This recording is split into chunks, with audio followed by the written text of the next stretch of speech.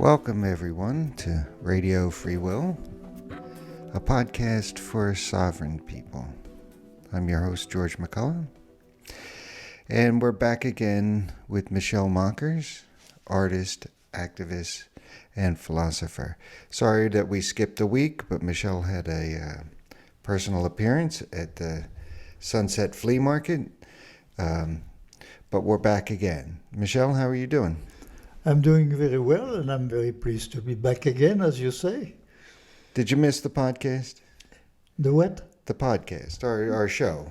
Yes, I did. I did because, there is one thing, and our listeners must eventually forgive me, is that sometimes I do not remember what we talk. First, it's a little long ago. It's 2 weeks ago. Yeah. So if I repeat myself, they must forgive me for repetition.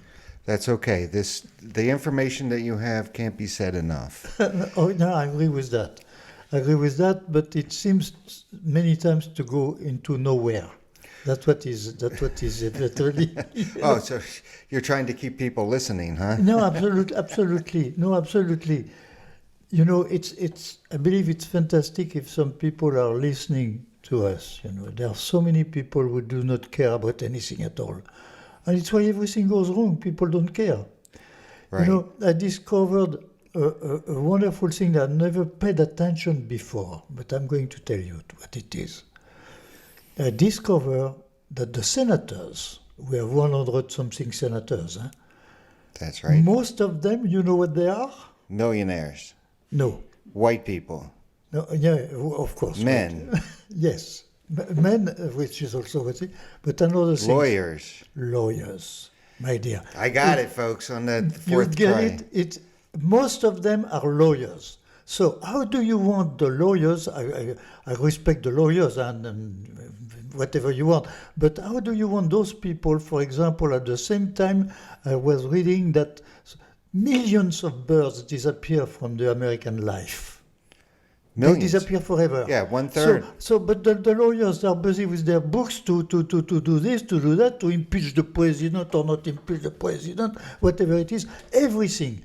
So the natural things that today are so much important because of the growth of the population, the consumption of all the resources of the planet, and they don't care, my dear. They care about books and laws. So how do you expect, I respect them if you want, but how do you want people preoccupied with that to be preoccupied with the real thing of nature, for example? Forget it.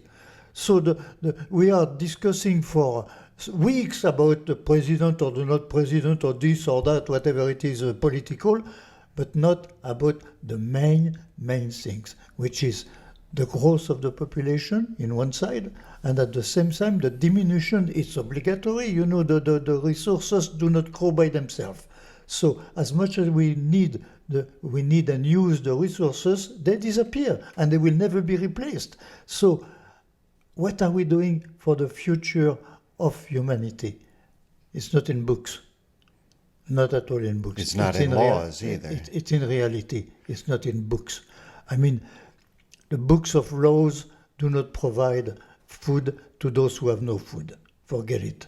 And the most preoccupation that we should have that everybody on earth should have enough to eat, for example. But no, if you read the books of laws and the laws of this or laws of that, and you discuss about laws, forget it. You don't discuss about the food of people who have no food. And America was set up by, the Constitution is a set of laws, how you govern a corporation. The American government is essentially a corporation, and it's run like a corporation. When you read the Constitution has only 3 words for the people, no more. Oh, a lot of words on how to elect this, how to replace that. Oh, that is very, very, very, very well done by people who were used with the policies of European policies, by the way, of that time.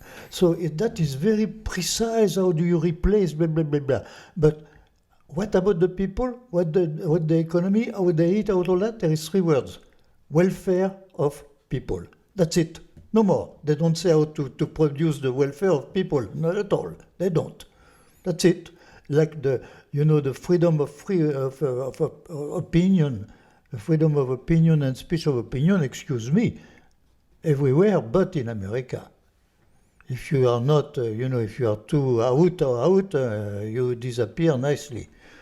Well, they supposedly guarantee free speech, but Well, we it's see it being not eroded. in reality, my dear, not in reality. In reality, no. No, in reality, no. And the welfare of the people, they don't say how to produce, how to provide the people with welfare. They don't, not a word. There are thousands of words on how you elect this and that, how you replace this and that. Oh, that's perfect. But practically speaking, there is absolutely no recipes. But you must say something, dear. Who wrote the Constitution? And when they wrote the Constitution? They wrote the Constitution before the Industrial Revolution.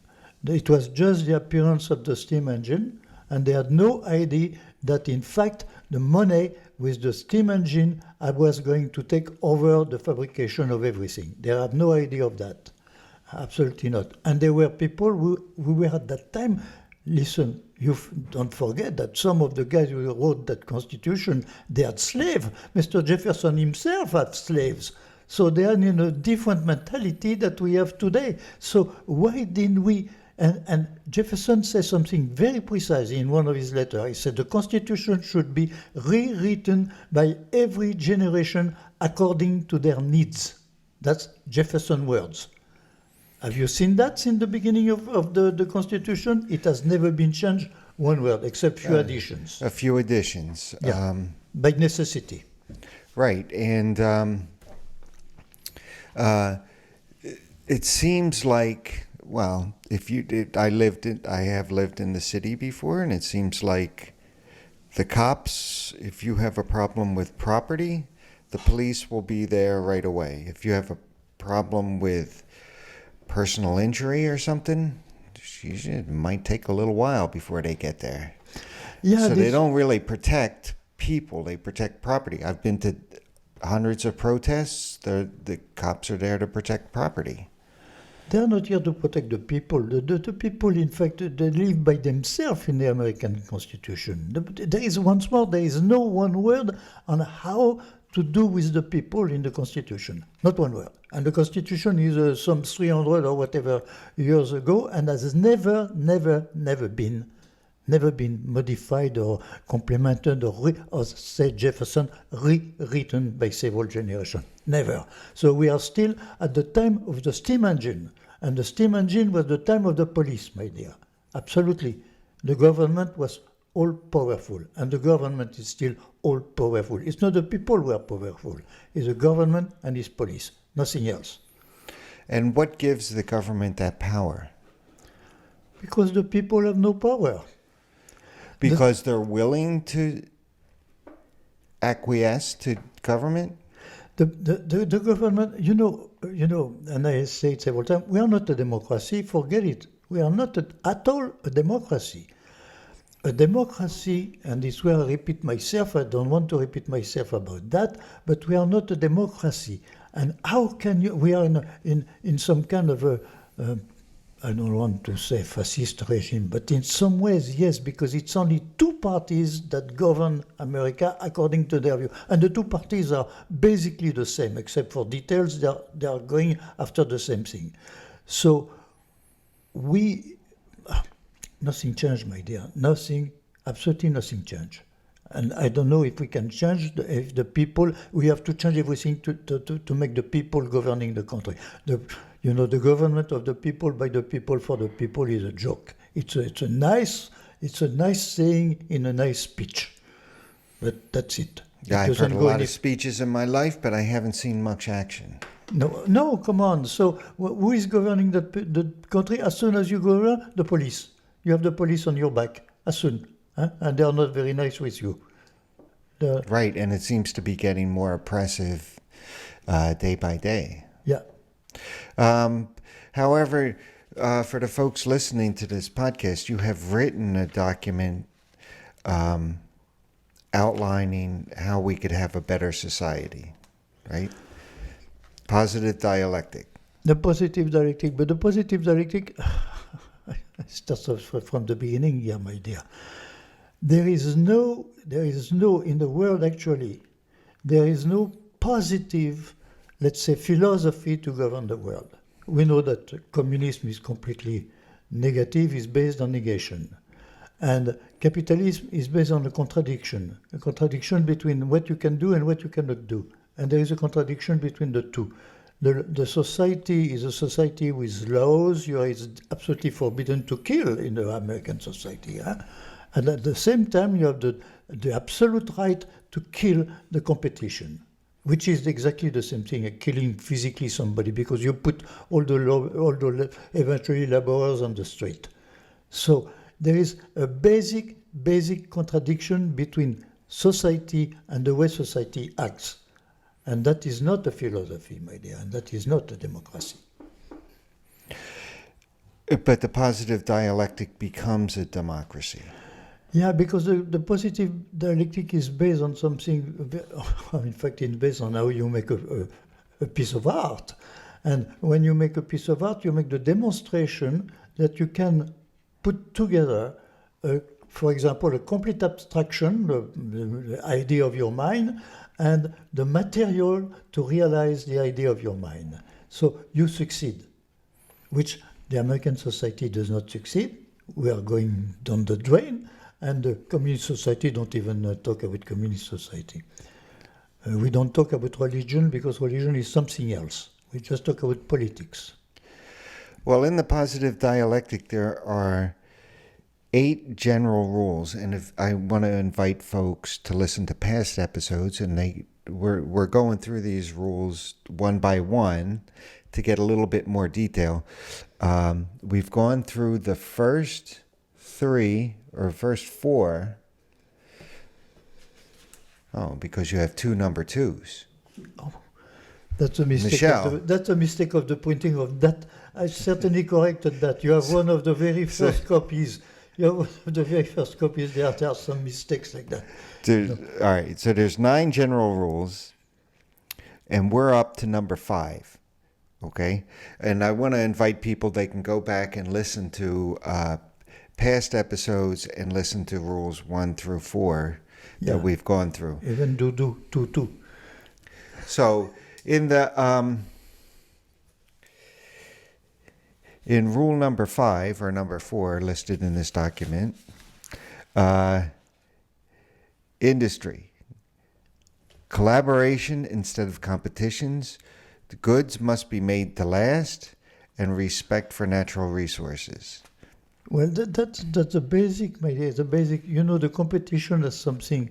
The competition is the killing of the competition. If you can kill the guy who produces the same thing as you will sell more of your things than if he existed. So that is purely, simply killing the competition, and that is since the beginning. The problem is that basically money is the main thing in society, in our American society, in democratic society. Money took over. What is absolutely wonderful is that Americans solve one thing. They solve one thing very, very nicely. You said this last episode, but I think you should repeat it again because I think it's a brilliant observation. the bank, the notebook, the note bank, on which you say, in God we trust. If you read the Bible will say you cannot serve 2 masters at the same time. But the American, the more banknotes they have in their hands, the more thanks they give to God. So they solve a problem that the Bible was absolutely unable to solve. But they all go to church in a Sunday or Saturday. They all go to church to listen to the Bible, but they forget that little thing. It is a brilliant observation, I must admit. And all right, so in this general rules, goods must be made to last.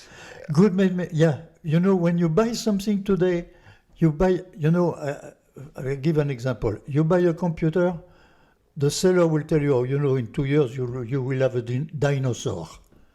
Means that if you want to be up to date, you have to sell, resell, re all the time. Things are not done to last, because if they are done to last, you cannot sell them. If you have the same shirt that can go for 20 years, you cannot sell a shirt a year to the same guy, you know. So that is a policy that things must not last. But that's very nice. Except that planned you use obsolescence is what I think. yeah, it's very nice, except that you need the material to repeat every time, to repeat the same material, even if you throw it to the garbage after that, you know. And we are the country which produces the more garbage than the rest of the world. So we must absolutely, things must be done to last. And it will be less expensive. Of course, we are dealing, my dear, with the main problem, the problem of money. If you say that, you are selling that the guy who produced that will have less money because he will sell less. But that has to become a policy. Why is the contrary is a policy? It has to become a policy if we want the world to last, my dear, because when you redo something, you are reusing material of the earth. You're reusing the material of the earth. And we know perfectly well, you know, I always say the automobiles, you know, you need the gas. And we should have small automobiles. Oh no, we do like if gas was forever and, you know, we have the biggest and biggest and biggest automobile. Why not tanks to go home? You know, but I mean, it's a complete way to see things all over, you know, it's upside down. We are doing all things upside down, and we are not at all respecting the earth. And it's where I said the people who govern, for example, America, the people who govern America, they don't care about the number of birds in America. They care about their books if they can impeach the president. That's it. So, you know, so things are done to last. Of course, it means that society has to learn that money is practical. Of course, we need money, but money is not the essential thing on earth. The problem is that you have few people who have too much money, and the thing is that you want to have more and more and more and more and more money and belong to more and more and more to the people who have more and more money, and that is completely detrimental for, let's say, the majority of people. Yeah, I would think that life is the most valuable resource on planet Earth. That is what everybody should be striving to protect and nurture and protect. Yeah, but you have to have we are talking about laws. You have to have laws. You have to have a different way of treating nature. You have to treat nature like somebody who is, in fact, not. You will not redo nature. When you will have used all nature, there will be nothing left. So we are, in some ways, we are killing or misusing our reserves. We are overusing the reserves without paying attention to what is left or what is not left. We don't care about that. So it's a resource-based economy, an economy that respects the resources in the world. Absolutely, my dear. You know very well, we eat too much meat. So now you have people basically destroying the forest to cultivate corns to feed those cows, which are producing, by the way, more ethyl, you know, in the atmosphere than the automobiles. But we are over abusing absolutely everything. We destroy the essential forests that last thousands of years. We destroy them to have cows. Is that something normal? Is that something logical? No, not at all. And that's one thing that, and I'm going to sidetrack a little bit here, but it's one thing that bothers me about open space. You see a lot of questions in the elections to put more money into open space and stuff like that, and I tend to vote yes, but the management of the open space is what bothers me, because when I think of open space, I think of just land, just left alone, go into nature. But no, they set aside pipelines can go through there. They'll make a park. They'll have soccer tournaments on that. But to me, if they would just leave the stuff alone. Because they go by book, my dear. Yeah. They go by book and laws, and as soon as there is an open space, you create laws to govern the open space. Yeah. You set it aside It's not anymore an until open somebody space. wants it later, and then It's they'll not get it. anymore an open space. No. That's probably true. Well, it may be in the ocean somewhere. Well, you know that the ocean has lost most of its fish. It has. We overfished. Or, there is, I believe, something like a tenth of the fish that were in the ocean before. We are absolutely destroyed. And is that because of overpopulation or we overfish? Two things. industry? We overfish, and now we do something else that was not true in the past centuries. In the past centuries, the boat to go fishing on the American Canadian coast, 6 months. It was just with sails, my dear. Today, everything is with engines, absolutely engines. 24 hours a day. So we spoil the world, the sea by 3 ways: overfishing it, destroying the population itself of the fish population, destroying the clarity of the by putting all those factories, all those atomic things that go in. Everything goes in the sea. Plus now today all the boats, which are all mechanical, all with oil engines, basically oil engines, and who clean their engine in the sea. Absolutely in the sea. And I'm not talking of the super boat now that, those with 3,000 people on board, which they throw everything overboard when, So we are absolutely spoiling the sea. We are destroying the sea. So we are wondering now why the sea, is not the same and does not govern the hurricanes or like in the old times. So we are creating new conditions, even new meteorological conditions, new local conditions, everything. We are changing the conditions. And so we are wondering now why we have things that are unexpected coming out of that.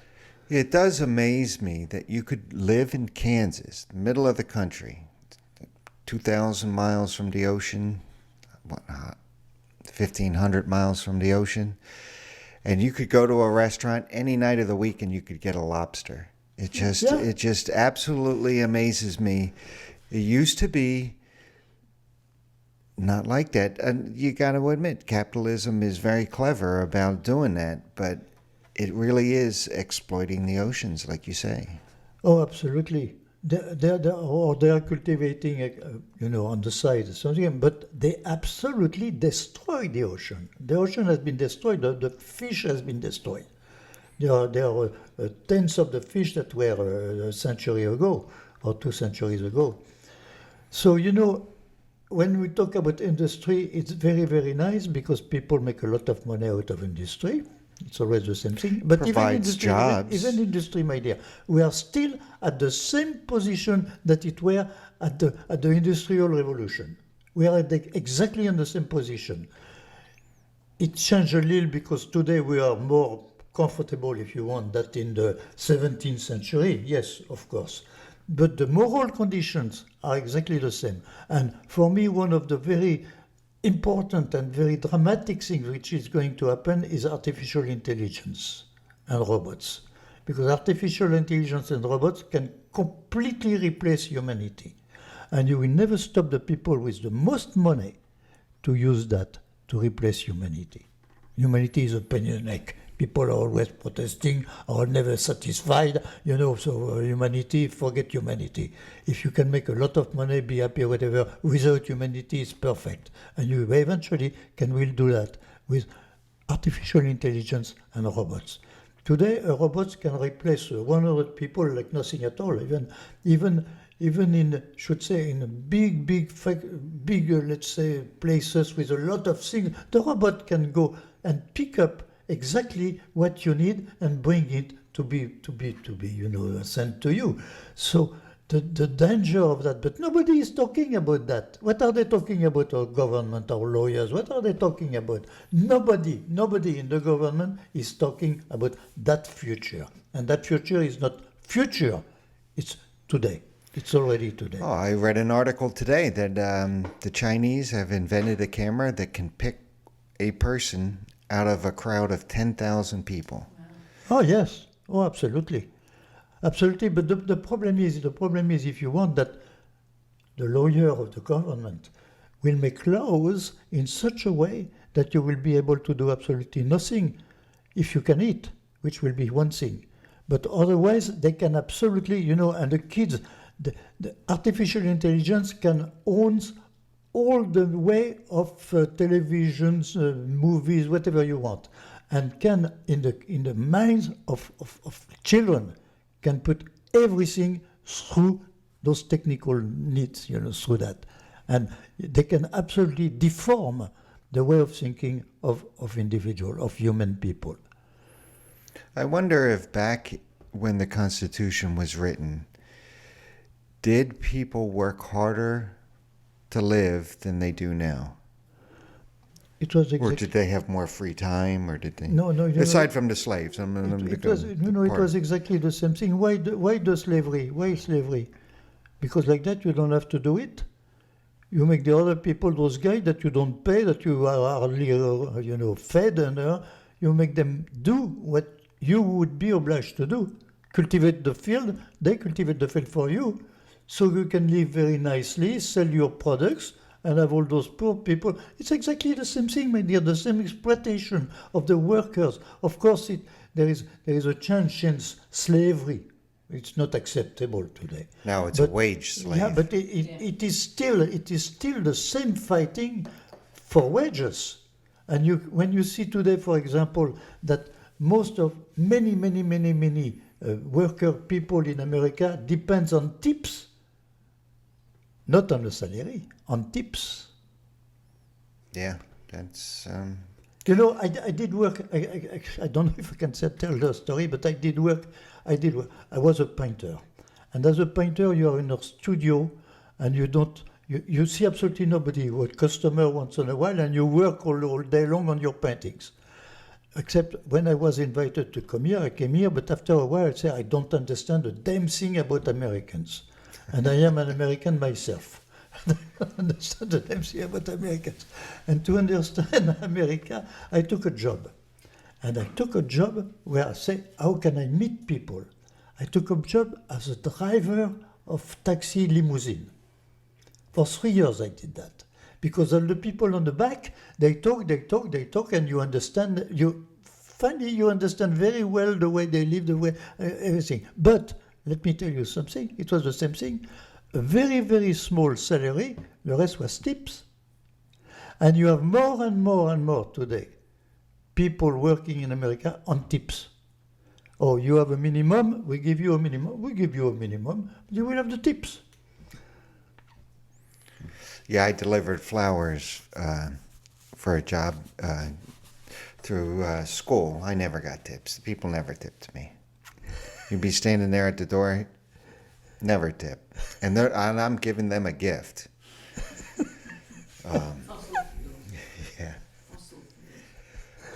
Yeah. We got a question about fossil fuels. About? Fossil fuels. Yeah. Any... what are we going to do about that? Although there has been, I read an article this week that Tesla Corporation has invented a battery that will last 1 million miles for a car. Yeah, but so somebody's working on this stuff, Michel. You have to build the battery anyway. You have to build. Well, if it lasts 1 million miles, then that would probably be about 4 cars. You could just take that battery out and stick it in another car. Yeah, so you will have 3 automobiles instead of 1.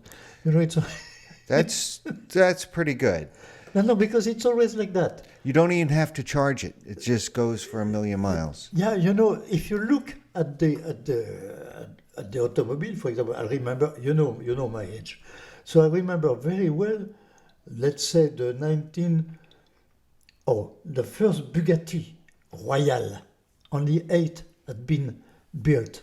And that Bugatti Royale was, at that time, living at night in the street, not in a garage, in the street. It's a car, today is millions of dollars. Huh? It was living in the street. But I remember the automobiles of, let's say, the